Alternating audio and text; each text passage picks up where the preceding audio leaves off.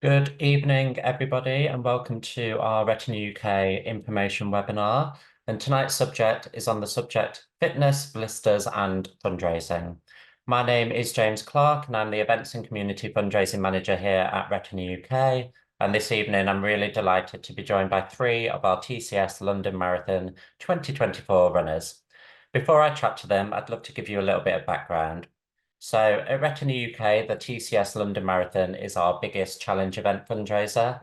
And this year's team is our biggest team in 5 years. And we can't wait to cheer them all on in exactly a month's time. So Team Retina UK will take to the streets of London on the 21st of April, and they've already raised an incredible £43,000, with that total set to rise even more as we head towards race day.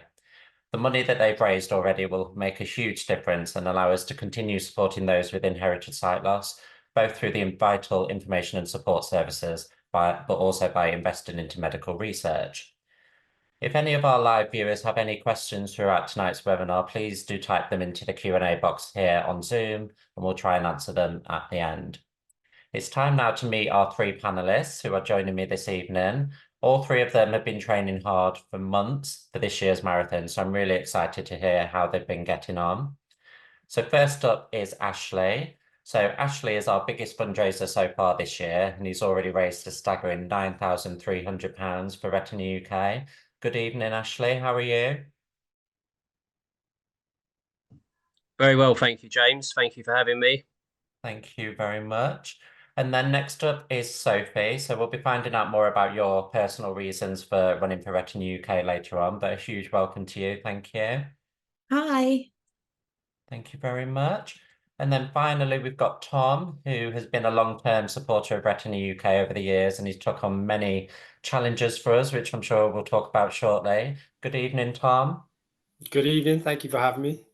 Thank you very much. So I'm actually going to start off with you, Tom. So obviously, thank you again for joining us. So obviously, I know your story. I know all the different things you've done for us and the reason why, but obviously, I'd love to share that with everyone else. So let's go back to the beginning, if you don't mind. So can you just share how you first heard about Retina UK and your reasons for getting involved in supporting us? Yeah, of course. So it's through my younger sister. My younger sister was diagnosed with retinitis pigmentosa when she was 16. She had RP when she was 16. And there was a day that I was walking through East London and really asking myself, what am I doing for other people?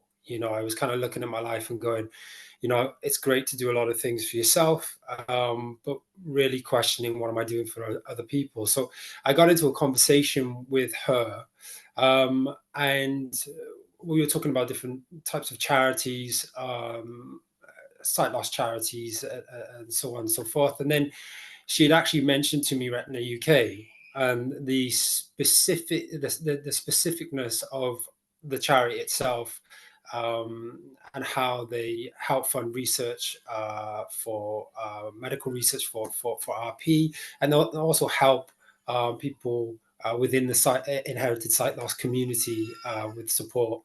And I went onto the Retina UK website, and the first thing I saw was the London Ride 100. And pre that, I had never really done any endurance challenges, but I had witnessed firsthand what RP can do to someone. But also, she hasn't allowed it to define her and who she is. So I've also seen what that diagnosis can do, but also what a person can do when they choose to, I guess, overcome as best as they possibly can and live their life to the fullest. So she's really my core inspiration behind a lot of the challenges that I've done so far, and the reason why I came across Retina UK. She must be very proud, I'm sure. It must Or be vice versa, vice versa. I'm more proud of her than It's more she's the person that gets me across the finish line. amazing. So talk us through what else have you done since Ride 100? You've done other things as well, haven't you? Yeah, so I did Ride London 100, the Three Peaks Challenge, did a 2.5 kilometer open water swim, and then most recently pre-London was half Ironman in Swansea, Ironman 70.3. I have to make sure that I say it's half and not full. I've always got to say half Ironman, not a full one. That was the last challenge that I did before London Marathon. Yeah. So what was it about the London Marathon? Obviously, it's like the world's most iconic race, probably. So why did it appeal to you? Why did you want to sign up and get involved? Yeah, I guess oddly enough, actually find the training much more difficult than doing something like a triathlon. I think the discipline of running, both the physical aspect of it and also the mental, that distance, is uh, a big distance to get underneath your belt, and the training that kind of goes into that, because it's a one discipline. You really have to incorporate a lot of strength work, a lot of road running, getting the miles underneath your feet. And it's one of the most iconic races in the world. And also I'm I'm on I'm on I'm on to compete in I say compete or do the swim serpentine challenge in September. So also that was another pull, was to complete the London Classics, because you get London Ride 100, then you've got the swim serpentine, and then you got the London Marathon. So if you complete all of those, then you get the London Classics. So I think everybody who's into any type of physical exercise, and even if you're not, you know about London Marathon. And every person that I've spoken to that's done the race has just said how incredible not only the atmosphere and the support is, but actually getting across that finish line. So I think that was the pull. And what I'm finding is the training is actually a lot harder than any triathlon or any other previous kind of endurance challenges that I've done before, definitely. I think from speaking to a lot of this year's runners, I think I really sympathize because it's so hard training through the winter and it's so dark and cold. But sadly, that's obviously part of the build-up. So how have you found the training, and kind of what advice would you give to people that are thinking of taking on a race for Retina UK?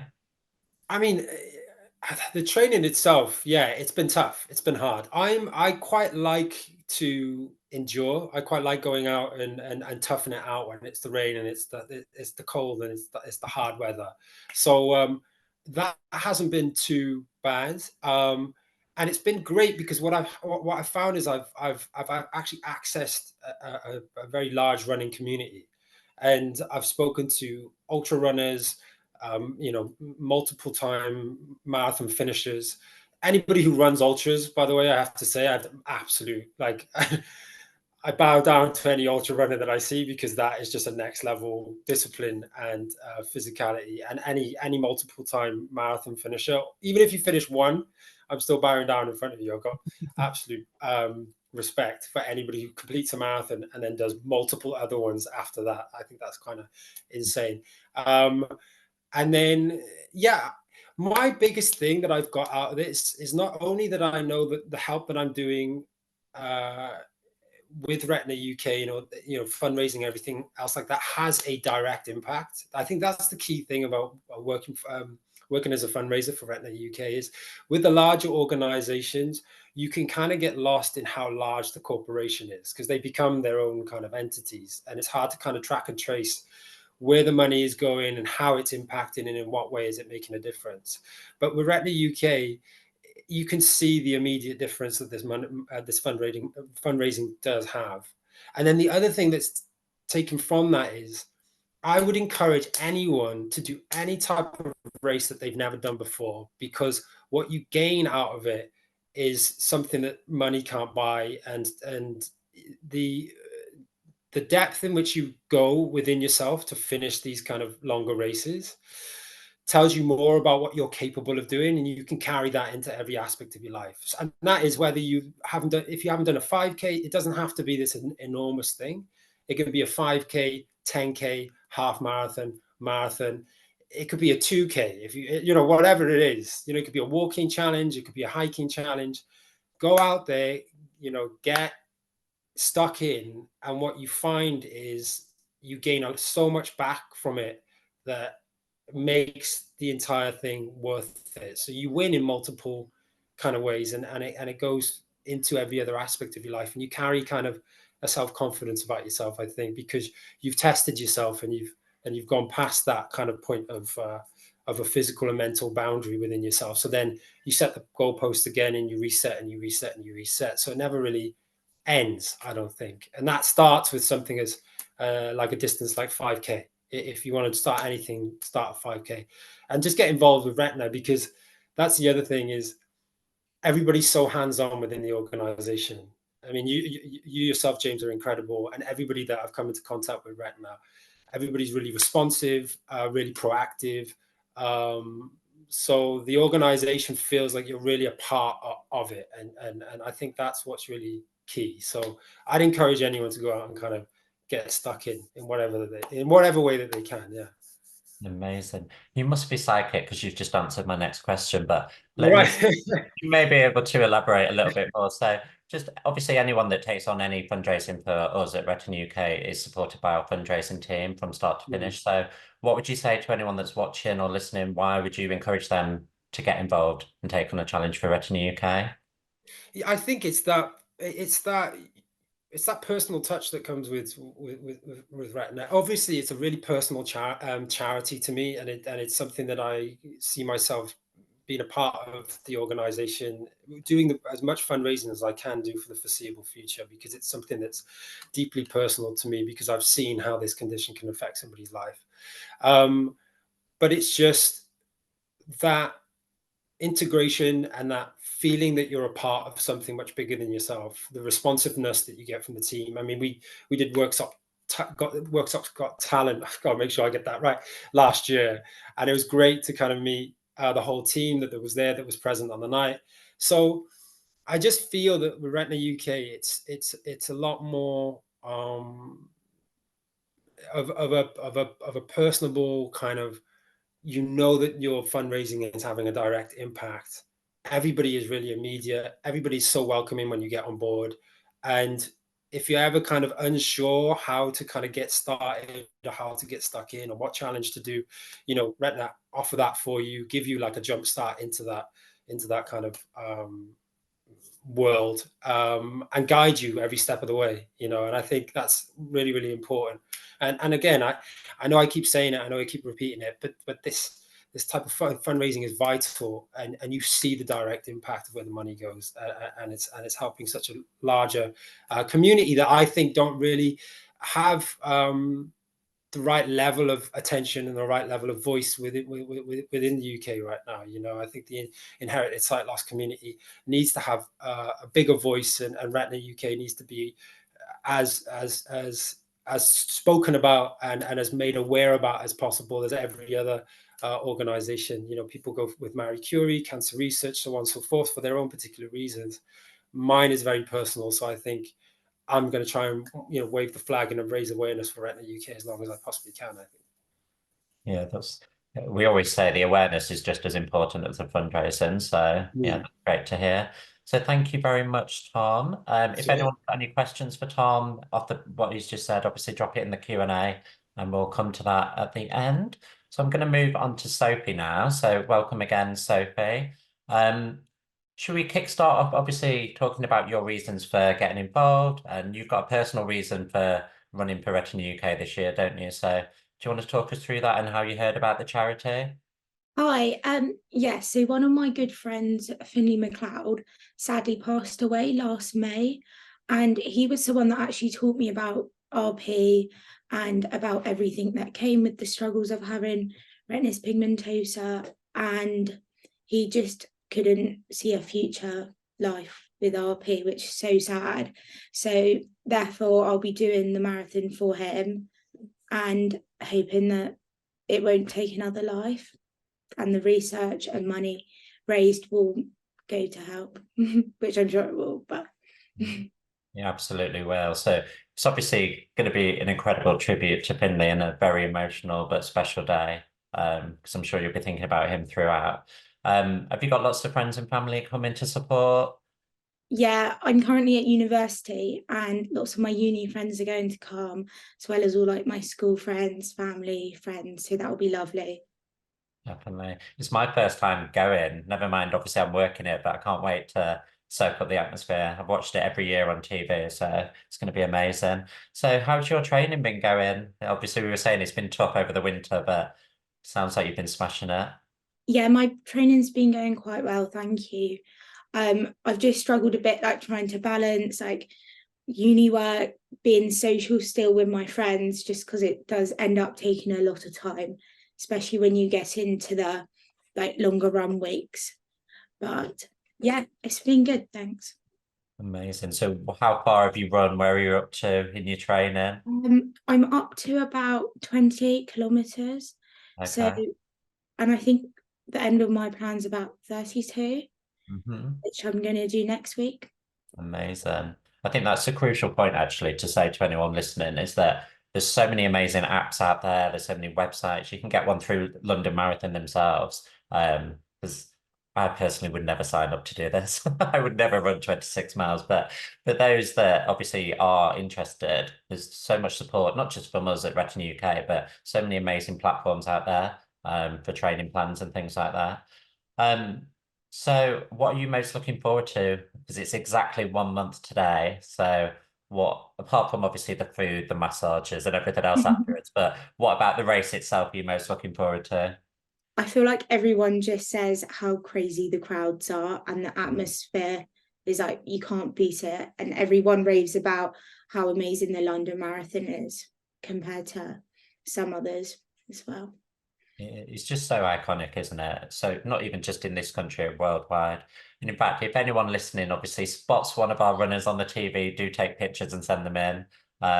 It's going to be, there's so much going on, so we can't wait to see. So what advice would you give to anyone that's listening, that's potentially thinking about doing any type of fundraising for us, but especially a challenge event or a running race?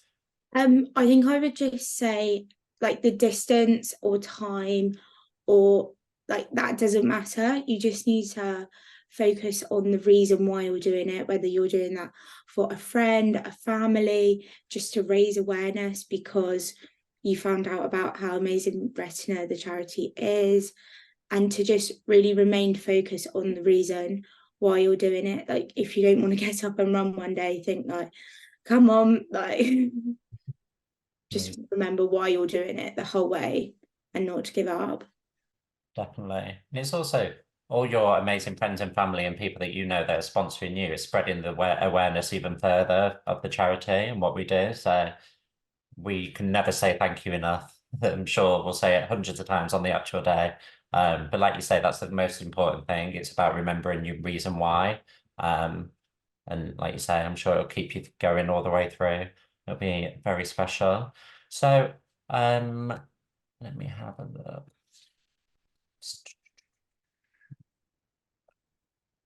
So obviously this is your first kind of fundraiser for Retina UK. So is it something that you think would become a long-time tribute to Finlay? Because I know the amazing work that so many other friends and family have been doing for him. There's been rugby matches, sports days, races, hikes, all sorts of amazing things that have happened since May last year.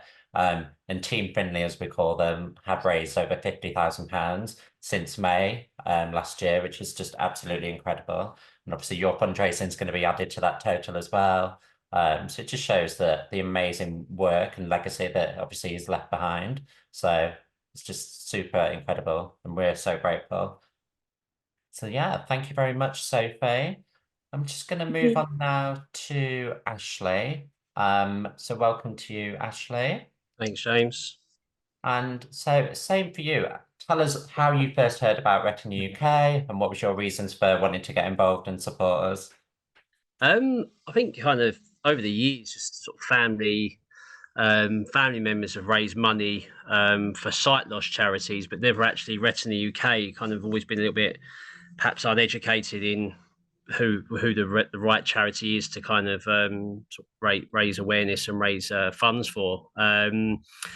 So yeah, so kind of obviously Retina UK. Just over the last few years, I've had some trials and surgery myself on my eyes, as I'm a sufferer of RP myself. So yeah, I think so over the last sort of 5 years, it's had quite a lot of work done. Sort of had sort of gene therapy done under the Oxford Eye Hospital under Professor McLaren, and subsequently off the back of that had some cataracts removed on both eyes. So yeah, I think you kind of arrive at a point where other people are kind of raised money and done their part, and then obviously the work that's been done on myself, it just kind of felt that now is the time to sort of play my part and give something back, really, and ultimately to raise some money for Retina UK. And you've raised more than just a little bit, like I said earlier. So it's £9,300 currently, which is just incredible. So there's going to be a lot of people listening to this that are thinking, I think it as well, how have you raised that much money? You clearly have a wide network of friends, family, colleagues. Talk us through. Tell us how you've raised that much money.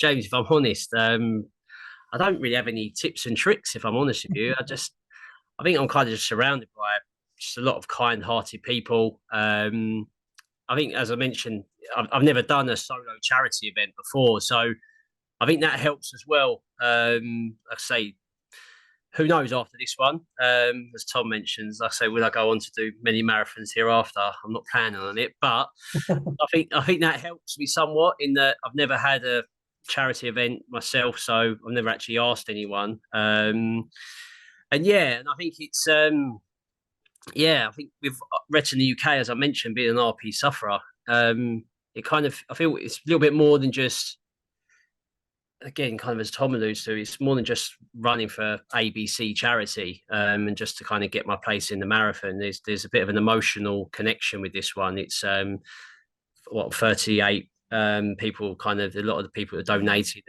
have been in my life, obviously family all my life, but yeah, some friends and colleagues, whatnot, sort of going back sort of 30 years, some of these people. So yeah, that's kind of that's a lot of it. So yeah, just very fortunate, I suppose. I wish I had a little bit of that if I'd done it again next year, I don't think it'll be as much, but yeah, it's really a lot of kind-hearted people, really. Definitely. And it's probably because they've seen how you kind of managed to live with RP and you've turned it into a positive. You've got your own business and you work hard and you've got all these other things going on. So they probably want to kind of support you in this way. So, and they are supporting in a very big way. It's incredible. So talk us through your training. How's that been going? And have you had any injuries? And tell us all about it.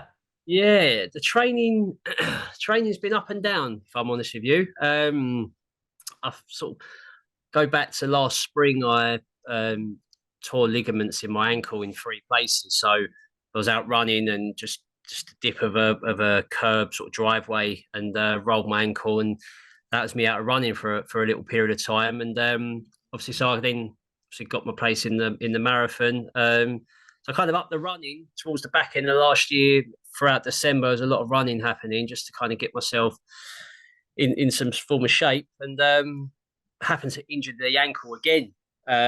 So didn't actually run throughout the month of January, complete zero. So that was tough. So I've had to pay a little bit of catch up. Really kind of sort of hit the tarmac in sort of February. And obviously, as you mentioned earlier, James, obviously it's been cold, it's wet, it's dark. So obviously being an RP sufferer, it's challenging. Like I say, obviously you can't get up in the mornings and do the runs when most can, and likewise in the evening. So trying to sort of juggle finding the pockets of daylight, and juggling that with, as you say, work, children, other commitments, etc. So yeah, it's been a long winter, and yeah, it's nice to see, like say, getting up now and the sun's rising earlier and setting later.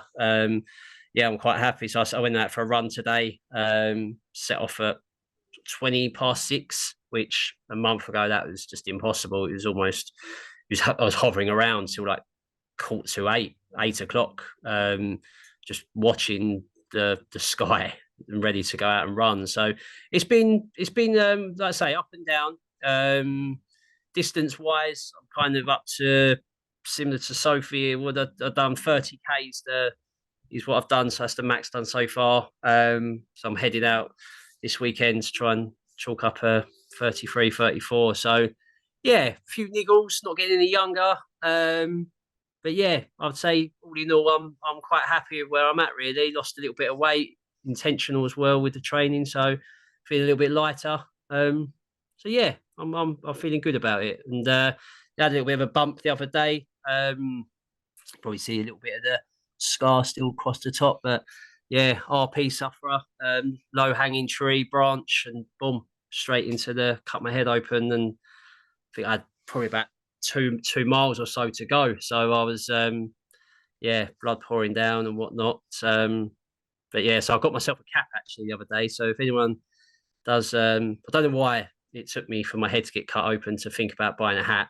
But yeah, I got myself a nightcap the other day, and so I feel a little bit safer now on the road. It's those little things, those practical tips that others listening to this will relate to. Yeah. So something as simple as a cap really could help.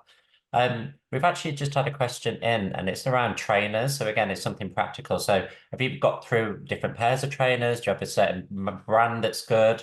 What's Yeah, worked for you? I'm a nightmare for it recently, but yeah, I think I'm on my fourth pair, I think.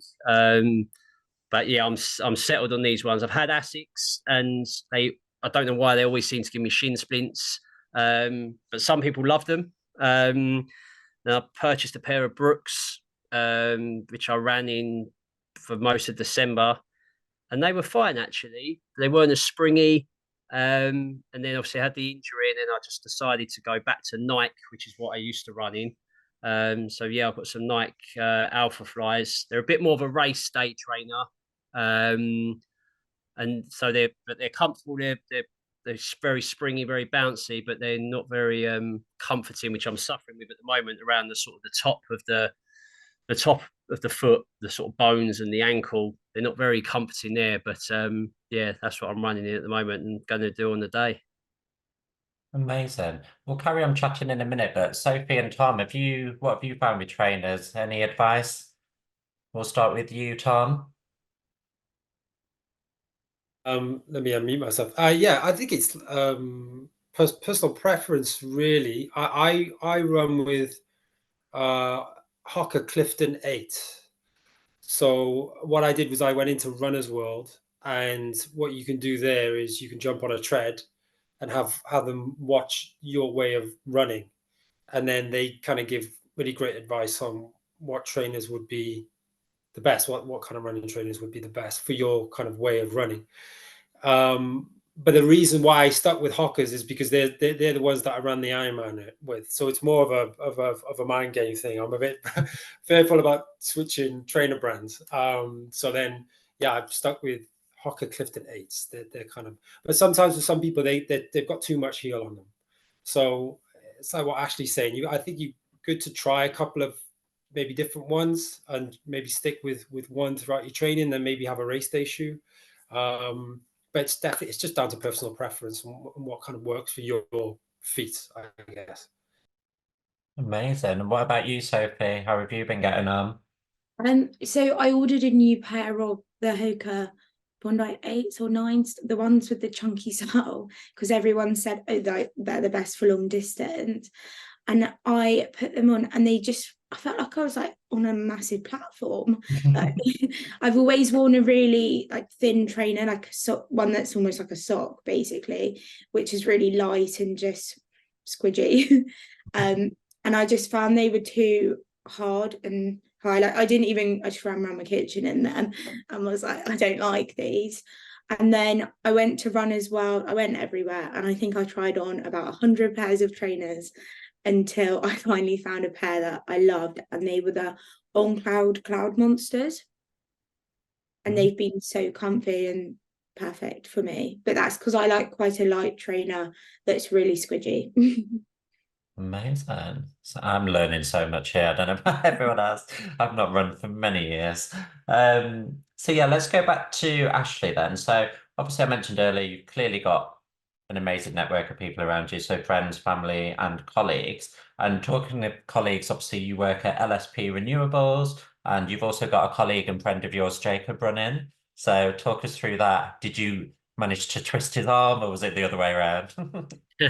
Yeah, Jacob, he's a great young lad. He's very, very mature, very wise head on young shoulders. He's worked with me for about 18 months now, and I think it was the sort of first interaction really. It was kind of a Christmas party, and typically sort of winter time in sort of dark environment, and you just kind of I say he only knew me 3 or 4 months, but he kind of understood the situation with RP. Like you meet many people in your life, and I think everyone kind of has always got the best intentions, but they maybe don't quite understand it entirely. And there's just some people you just meet and they just get it straight away. They know what you're going to see, what you're not, and how much to hold you, how much to not. Is just a real fine balance I've always found, and it's yeah, and he just got it, and so yeah, we just formed a good bond. And he's a bit of he's a fitness fanatic, like most youngsters are these days. Times have changed from when I was 18, 19. But yeah, it's not who can drink the most pints now, who can run the fastest. So yeah, so he's, I say, 20, 21-year-old lad. And yeah, sort of said, look, do you want to get involved and run the marathon type thing for Retina UK? And yeah, there was no arm twisting at all, James. Honest, you straight in. And yeah, his training's going well. He's gone to Spain actually for a few days, a bit of some retreat, eating broccoli and running down beachfronts. So yeah, so it's yeah, it's nice. It's refreshing to have someone like Jacob on the Retina team. Yeah, he's a great guy. Definitely, and he smashed his target already as well. So Yeah, he smashed his target, and yeah, as I say, we've just got the young guys in my office. Got two other guys. They're not running the London Marathon, but Ty and Josh, they will be running the Brighton Marathon actually ahead of that being about 2 weeks' time ish. So yeah, again, two great young lads, really motivated, really well disciplined. Not just great colleagues, but they're also good friends of mine. So yeah, they're all bought into the cause, and yeah, they're out doing their bit on the pavement. it is incredible. You've got 4 marathon runners in May. We'll let you have the summer off before we try and go for anything else. But talk about obviously your quiz night as well. So you organised an internal quiz night, and the money raised went to all 4 of your fundraising, which I loved. It was amazing. Yeah, the quiz night. It was a great night, to be honest with you. And yeah, for anyone that's looking for any tips on sort of raising funds, I'd honestly really recommend the quiz night. It's I say a lot of people do lots of different things to try and rustle up the cash, but it's just fun all round. It kind of brings everyone together, and I think as you mentioned earlier, James, just raises awareness, doesn't it? So even if there are people in the room, and it's not always just about, because obviously look, times are tough out there in the world. Obviously, it's not just about how deep people can go in their pockets. It's about just raising that awareness. You don't even need donations sometimes. It's just word of mouth. So yeah, it was some good attendance, probably 80, 90 people. And I've got to say a particular thank you to another colleague of mine, Charlotte Eastaff, for organising. It was a great event. She's actually on maternity leave. She had a young boy last week, Arthur. So yeah, Arthur's now in the world. So she's I was about to say she's putting her feet up, but that's completely not the case. Yeah, so yeah, no, thank you to Charlotte. And yeah, as you say, we raised just over £1,000, which was spread across all 4 of our Retina fundraising pages. So yeah, it was a great evening. Yeah, sounds it. So then talking about obviously the race day, 1 month today, you'll probably be putting your feet up, having a drink at this point. So other than obviously the food and the massages, what are you most looking forward to about the race itself? It's got to be the atmosphere. I think it's just, yeah, like I say, just to feel that atmosphere. I mean, again, heard lots about it, and almost how the crowd's going to get you through it, which is, I'm pretty sure I'm going to need some of that on sort of several occasions throughout the day. So yeah, I'm really excited to. So I've always kind of run with earphones, listening to music, but I've just been training myself over the last few weeks to run without any music or podcasts. Because everyone's just soak up the atmosphere. You don't need to be listening to music. So yeah, I'm looking forward to it. A lot of family and friends and colleagues coming up to support. And same as you, James, I've never actually been up there. I've watched it a lot on the TV. Know people that have run it, but I've never been up there for the day. I think probably the big crowds and that has kind of just deterred me, I guess, with the eyesight condition. But yeah, rather than watching it, I thought, hey, why not? First time, let's go straight in the mix. Definitely. I think there's going to be lots of live music anyway around the course, so that'll keep you occupied, I'm Yep. sure. So other than the race itself, so what advice would you give to anyone listening if they're not even just a challenge event, any type of fundraising? What advice would you give to them to kind of give back to Retina UK? I think it's probably a case that, look, I'm probably biased. Obviously, I'm sure we all are. Obviously, we've got that affection to Retina UK, but I think it's just a case of, look, the more it's about giving the future generation. We want to look to see if work ways that they can retain their eyesight for as long as possible. That we know a lot about, obviously, the inherited sight loss. That obviously, always have hope that mine will be stopped.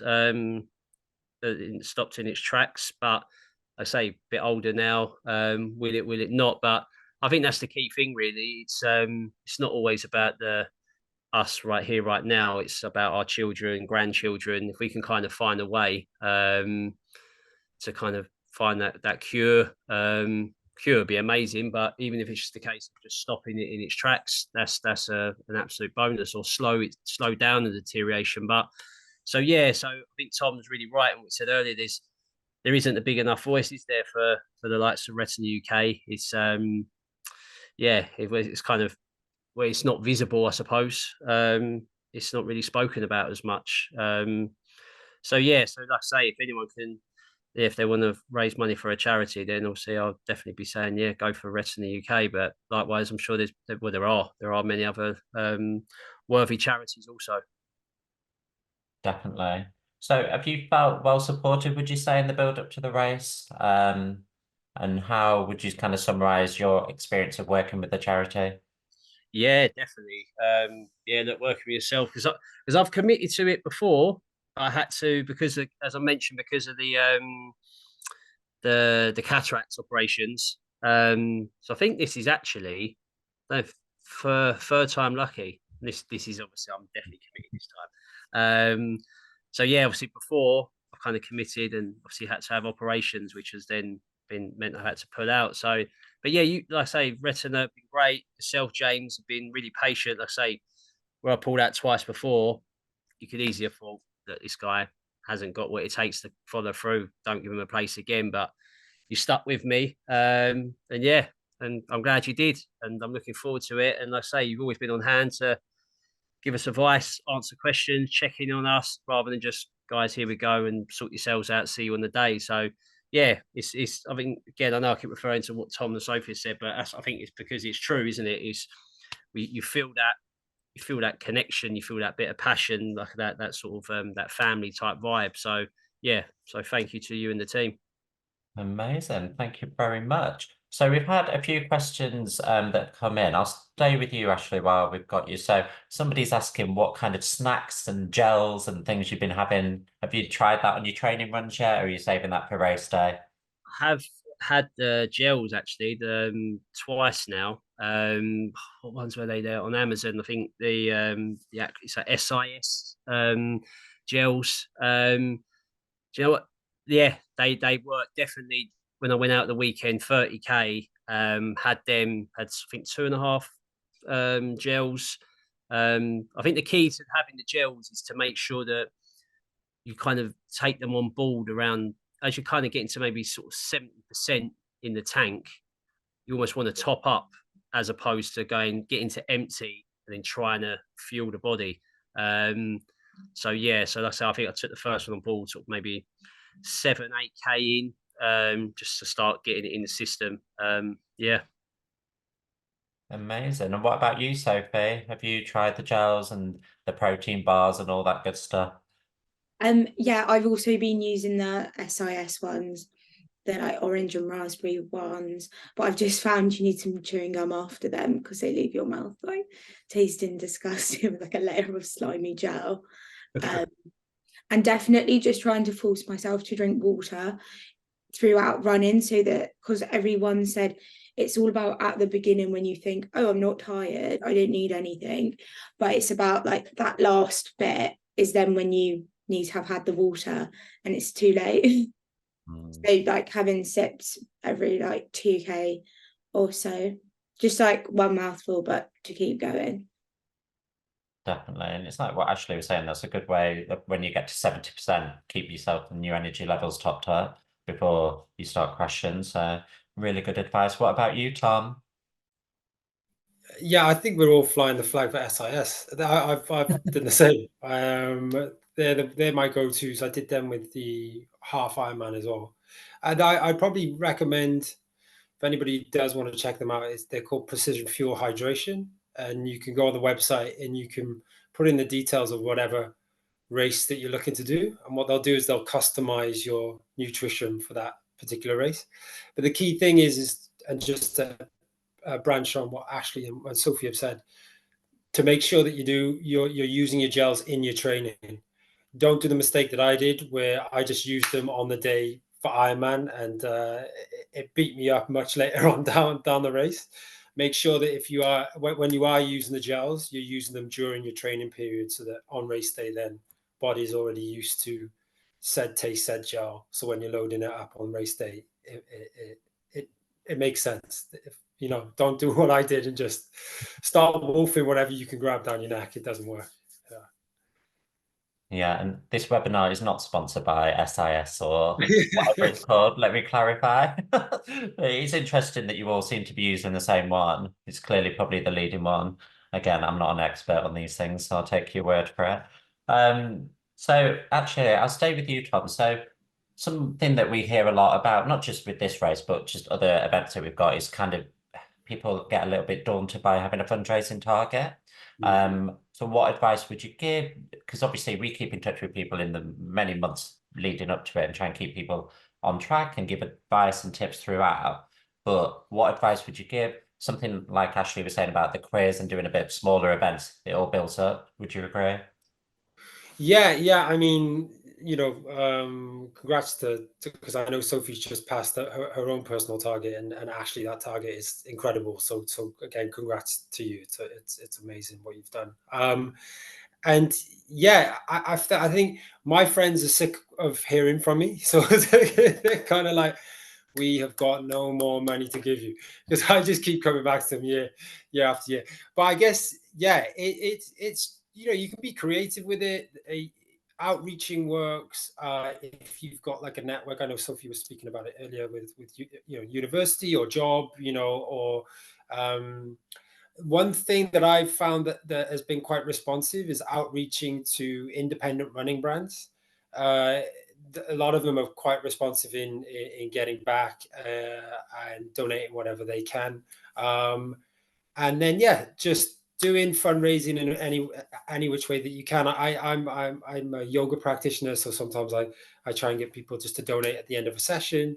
So just these small ways that tally up over time. And I think you can never start fundraising too early. So if you can get in ahead of time, then get it in early, because it makes the difference on the other side of it when you're getting closer to race day. Definitely. I always say that to our runners, because just take that pressure off. You've got enough to think about with the actual training itself. So just stagger your fundraising as soon as you get the place, really. What about you, Sophie? How have you approached it? Is it just been a case of sending messages to friends and family? Have you been sharing it on social media? How have you got to over £1,000 so far? So I've been using social media like Instagram and things to keep people updated on my training, and I feel like that's made them post, because I'll be like, oh, did this today, and then they're like, oh, perfect, I'll sponsor you, and just reminding them, because I feel like I'm a victim to it as well, seeing someone's doing it and being like, oh, I'll do it later, and then forgetting. So as long as you keep reminding people and just telling people about it, because I think when you actually bring it up to them in person, they're then like, oh wow, what a great cause, I want to donate more. Whereas if you just see it online, sometimes people just aren't looking or miss it. So definitely just telling everyone without becoming too repetitive every time you see them. Definitely. But that's one of my main pieces of advice that I give. It's just mixing up the ways you promote it. Because people are more likely to engage with, like you say, training photos and things like that, and seeing the amount of time and effort that's going into it. So some really good advice there. And I always say as well, obviously sending messages out to friends and family, sharing on social media like we talked about. But a lot of companies now offer match funding as well. There's lots of kind of places that will kind of top it up if you reach a certain amount. Kind of CSR and responsible business is quite topical at the moment. So again, if anyone's listening that is obviously working for a company, there's so many ways you can explore that. Because we're here to help. I know sometimes it may feel a little bit daunting, but have a chat with us and we'll talk you through it, and it's absolutely fine. One other thing I was going to mention actually is obviously there's going to be 8 of us coming from Retina UK on the day. There's going to be loads of friends and families for all of our amazing runners. But if anyone listening to this wants to come along and support, just get in touch with me. We'll include my email on the post-event email. And then, yeah, come along and cheer on our amazing runners. It's going to be a special day. We're going to get our steps in for all of us walking around London, and making sure I can try and track all of the runners. But it is going to be a really special day. So we've got a few more questions, I think, that have come in. So we'll probably respond to those after the webinar. But I think we'll probably wrap up there. So obviously a huge thank you to Tom, Sophie and Ashley for joining us tonight and for sharing their stories and motivations for being a part of Team Retina UK this year. And it obviously goes without saying that myself and everyone at the charity is so grateful for your support, and every single penny that you've raised will make a huge difference and allow us to continue our vital work. And like I said, I can't wait to obviously see you there in a month's time. For those that are listening, obviously Retina UK is a registered charity. And some people are sometimes surprised by the fact that we receive no government funding. So we solely rely on our amazing supporters to raise the funds that we make, and then obviously invest into our support and obviously research. So that's just such a simple stat that people are so frequently surprised by. And with summer on its way, you may be thinking that you fancy taking on a challenge for Retina UK. And if anyone watching or listening is interested in signing up to a challenge event, our website, which is www.retinauk.org.uk, has got lots of brand new events on there. So go and check it out. If you went on a few months ago, there's a lot more that have been on since. So keep checking the website regularly. We've got a wide range of events to choose from, including runs, hikes, treks, swims. Or if you're a little bit crazy, skydives and wing walks are on there as well. We've got triathlons, and there's so much more. So make sure you check out the website. If you've got any ideas of your own, you want to do your own hike or anything like that, again, just get in touch and we'll have a chat. And also follow Retina UK across our social media accounts to stay up to date. And also, we've just launched our brand new weekly lottery last week. So that's a new thing at Retina UK. And if you kind of sign up to that, you can be in with a chance of winning £25,000, which would come in handy for all of us, I'm sure. So again, head to our website. It's actually on the homepage. So you'll be able to see all the information and find out more there. Like I said, we're going to be sending out an email in the next couple of days, which will have all of the details of everything we've talked about, and it will allow you to rewatch the webinar, and it'll also give you details on how you can book onto some of those challenge events I've just been talking about. And we'll also be seeking your feedback on tonight's webinar. So again, any feedback, questions, thoughts, please get in touch and let us know. So I think it goes without saying again, thank you to our amazing panelists. Thank you to everyone that signed up to listen. And like we said, we can't thank you all enough. So look forward to seeing you in a month's time. And thank you everyone for listening.